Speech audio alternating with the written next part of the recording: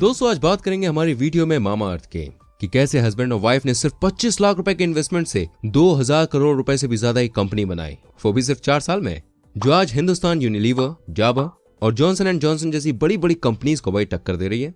तो आज इस पावरफुल केस स्टडी में हम मामा अर्थ की पूरी स्टोरी और 5 टेक्निक्स के बारे में डिस्कस करेंगे जिनका यूज मामा अर्थ के फाउंडर्स ने अपनी कंपनी को ग्रो करने में किया, और आप भी इन टेक्निक्स का यूज अपने स्टार्टअप को ग्रो करने में कर सकते हैं। So let's go.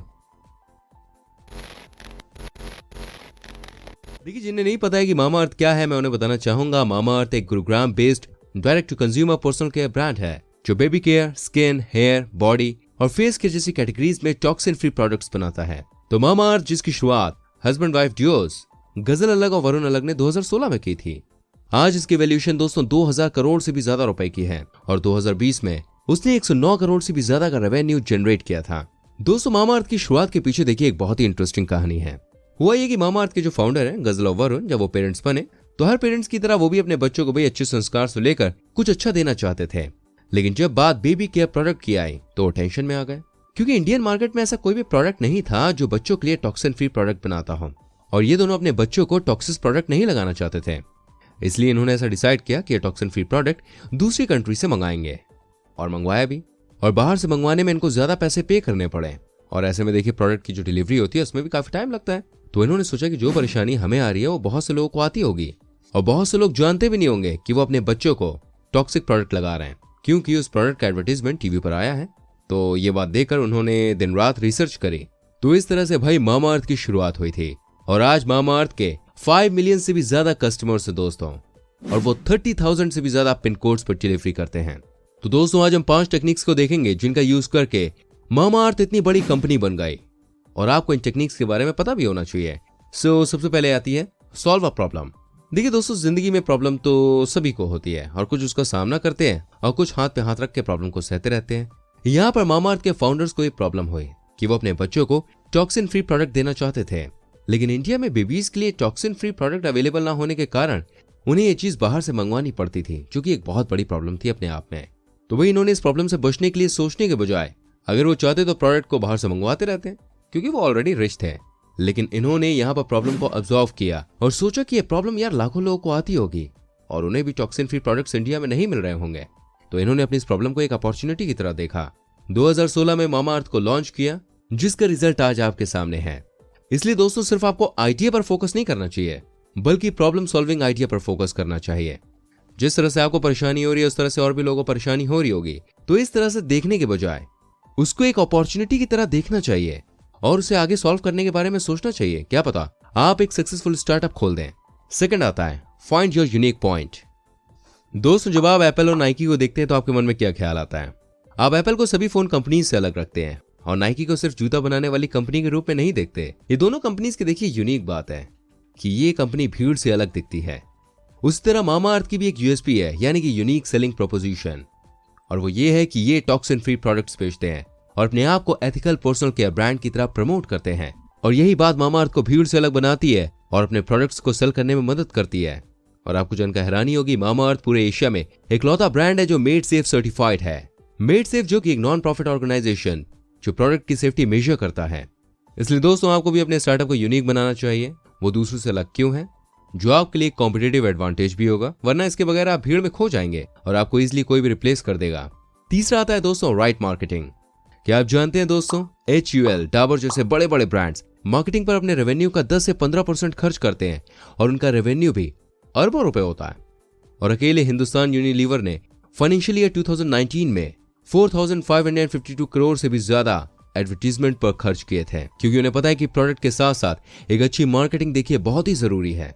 पर स्टार्टिंग में मामा अर्थ के पास करोड़ों रुपए का पैसा नहीं था कि वो अपने प्रोडक्ट्स की मार्केटिंग बहुत बड़े लेवल पे कर पाए।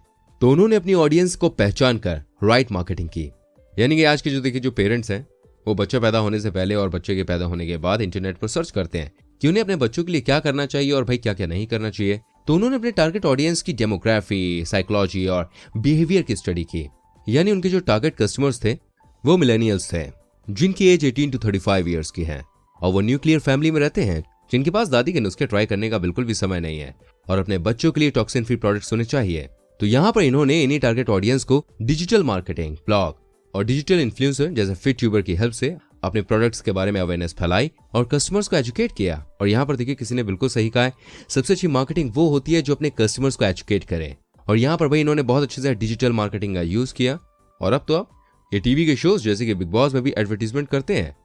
एंड उनके ब्रांड एम्बेसडर है भाई शिल्पा शेट्टी और इन्होंने खुद मामाअर्थ में $2.5 लाख यानी करीब 1 करोड़ 80 लाख रुपीस इन्वेस्ट किए हैं। और आज मामाअर्थ अपने रेवेन्यू का 30 से 40% यानी करीब 46 करोड़ रुपीस एडवर्टीजमेंट पर खर्च करता है। इसलिए दोस्तों आपको भी शुरू में राइट मार्केटिंग पर फोकस करना चाहिए और अपने टारगेट कस्टमर्स को अच्छे से स्टडी करके एडवर्टाइजिंग कैंपेन चलाना चाहिए। चौथा आता है एक्सपेंड इनटू न्यू कैटेगरीज। दोस्तों आपको याद होगा जब 2007 में स्टीव जॉब्स ने एप्पल कंप्यूटर INC के नाम में से कंप्यूटर को हटा दिया, यानी अब वो दूसरी कैटेगरी जैसे कि कंज्यूमर इलेक्ट्रॉनिक्स में भी आना चाहते थे, जैसे आईफोन, आईपैड और भी प्रोडक्ट्स को लॉन्च करने की प्लानिंग कर रहे थे और कई कैटेगरीज में अपने बिजनेस को एक्सपेंड किया। और आज एप्पल का 50% से भी ज्यादा का रेवेन्यू आईफोन से आता है, जबकि कंप्यूटर से मात्र 11% का रेवेन्यू आता है। और हर कंपनी भाई कभी ना कभी नई कैटेगरी में एक्सपेंड करती है अपने बिजनेस को बढ़ाने के लिए।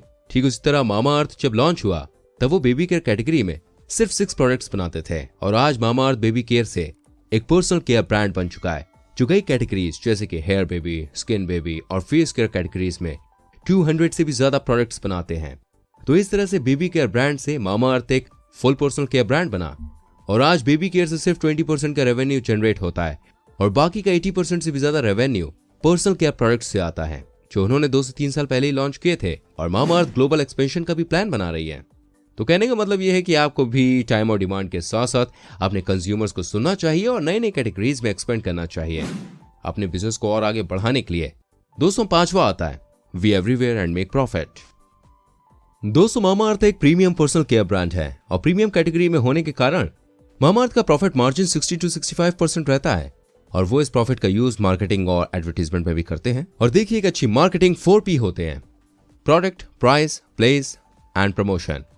आप मामाअर्थ के प्रोडक्ट, प्राइस और प्रमोशन के बारे में जानते ही हैं और यहाँ पर प्लेस एक क्रूशियल पार्ट होता है और यहाँ पर किसी भी कंपनी की सक्सेस के लिए बहुत जरूरी होता है क्योंकि प्लेस का मतलब होता है कि कस्टमर आपका प्रोडक्ट कहाँ से परचेज करेगा एंड आप किस जगह पे सेल करेंगे। क्योंकि मार्केट में देखिए बहुत सारे प्रोडक्ट्स हैं, यदि आपका प्रोडक्ट सही जगह पे सही समय पर नहीं होगा तो कस्टमर किसी दूसरे प्रोडक्ट पर स्विच हो जाएगा।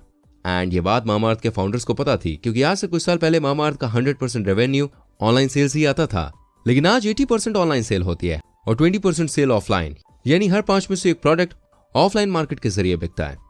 एंड ऑफलाइन सेल के लिए उन्होंने 3000 से भी ज्यादा स्टोर्स पर अपने प्रोडक्ट्स अवेलेबल करवाए हैं और कई बड़े बड़े स्टोर्स जैसे कि शॉपर स्टॉप के साथ भी पार्टनरशिप की हुई है और आने वाले कुछ समय में 10,000 स्टोर्स पर अपने प्रोडक्ट्स को अवेलेबल करवाने की प्लानिंग कर रहे हैं ताकि कंज्यूमर्स को उनके प्रोडक्ट्स परचेज करने में बिल्कुल भी कठिनाई ना हो, सब कुछ आसानी से मिल जाए।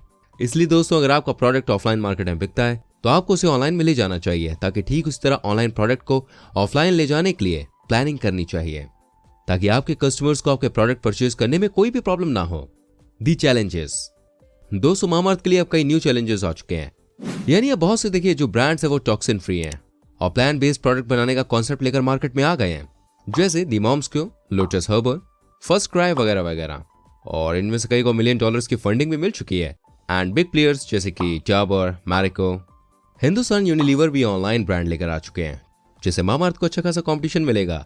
और टाइम के साथ साथ कई सारे नए चैलेंजेस भी आते हैं, जैसे अभी देखिए कोरोना वायरस और लॉकडाउन के कारण मामाअर्थ के बहुत से ऑपरेशंस रुक चुके थे, पर लॉकडाउन के कारण बहुत सारे लोग ऑनलाइन शॉपिंग करने लग गए और इस अपॉर्चुनिटी का फायदा भी मामाअर्थ ने उठाया क्योंकि लॉकडाउन में मामाअर्थ की 400% से भी ज्यादा की ग्रोथ हुई है और उसने इस लॉकडाउन में कई प्रोडक्ट लॉन्च भी किए जैसे विटामिन सी एंड टर्मरिक से रिलेटेड प्रोडक्ट जो आज भी बेस्ट सेलर हैं।